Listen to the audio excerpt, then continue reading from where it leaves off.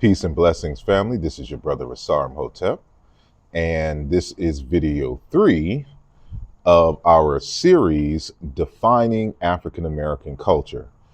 And just a reminder that the model that we are using to define African American culture was developed by Dr. Wade Nobles, who we discussed in video 1, which is pinned on TikTok to the top of the video list.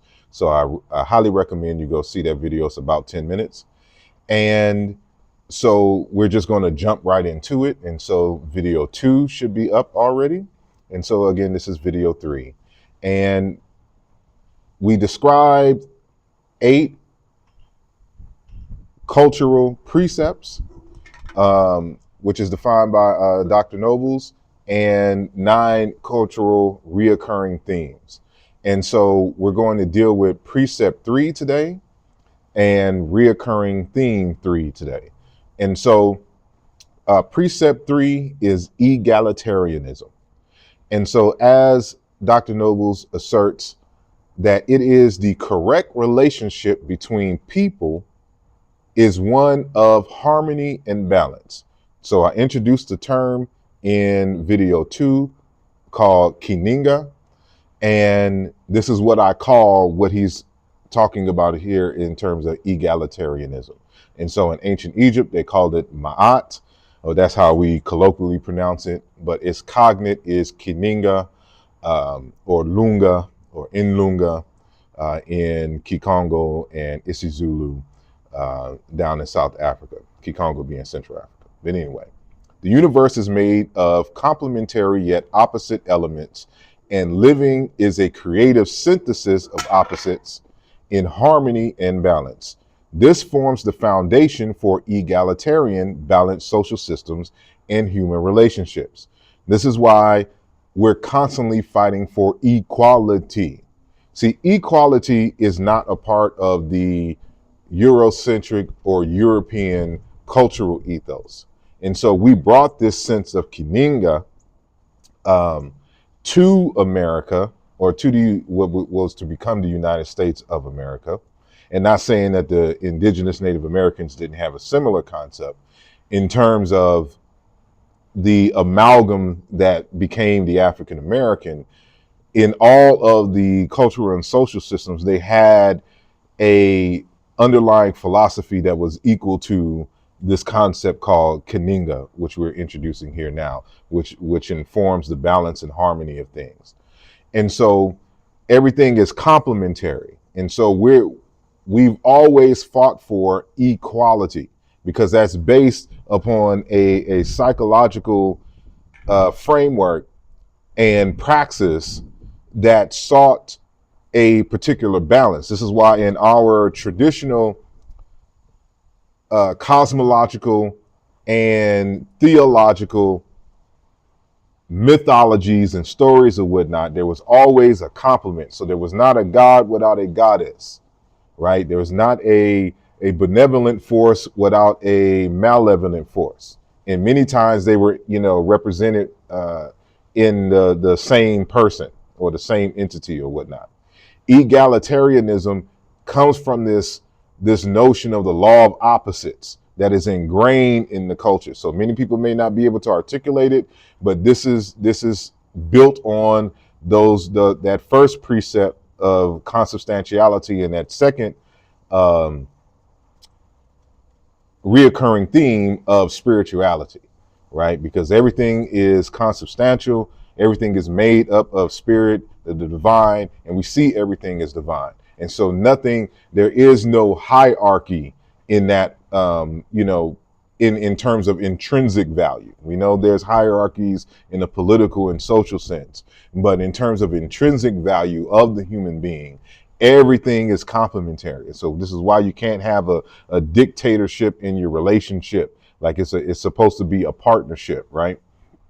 And so this sense of this idea of Kininga is kind of central to who we are and why we fight for even playing fields, equality, and why the Europeans are consistently fighting against it because Kininga Ma'at is not intrinsic into their culture. So every single time that we try to fight for equality to bring harmony and balance back to the state, there's always a concerted effort to try to dismantle any kind of gains where equality is present. And so you got to keep that in mind. And so the third reoccurring theme is humanism. And in many of the African uh, ethos, they have a word for this kind of thing called humanism. Again, we speak English now, so we've kind of lost our vocabulary, but essentially it would be equivalent to Ubuntu that you can find in East Central Africa and Southern Africa as a concept, and it would be humanism.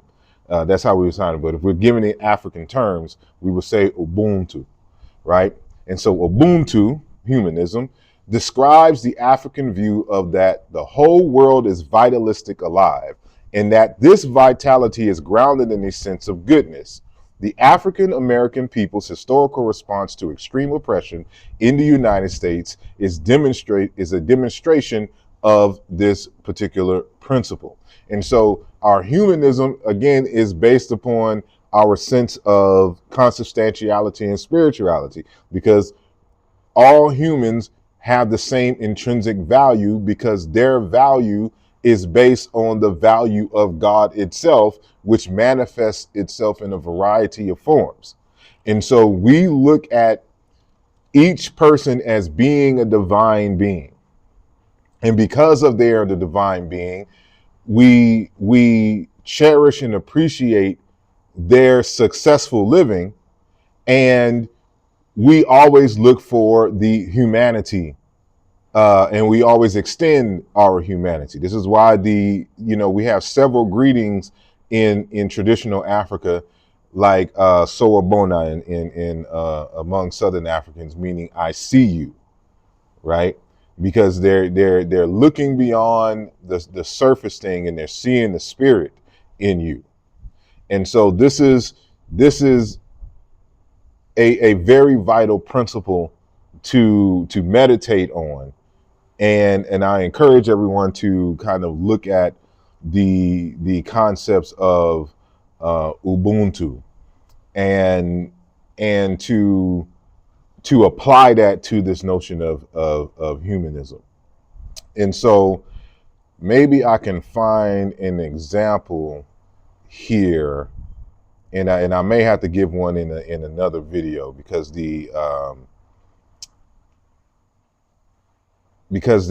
when we're defining what it means to be like a husband and wife or whatnot, I'm always reminded of this particular text is by Dr.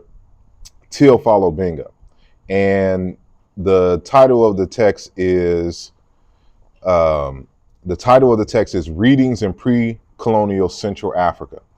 And what he's done is, when Europeans came into Africa, they made documents. They wrote down what they saw, and oftentimes they were in Spanish or French or whatnot. So what he did was translate them into English. And so what I'm about to say comes from a text, Social Condition of Women in the Kingdom of Cuba, by E. Torde and T.A. Joyce from 1910. And so Benga translated that, I think, originally from Portuguese or something like that. And so in it talks about the role of the men, right? So the social position of Bushongo women is remarkable. The first personality in the kingdom is a woman, the queen mother among the important people in the kingdom. Women have 2 representatives, and in the council of elders, there are several women.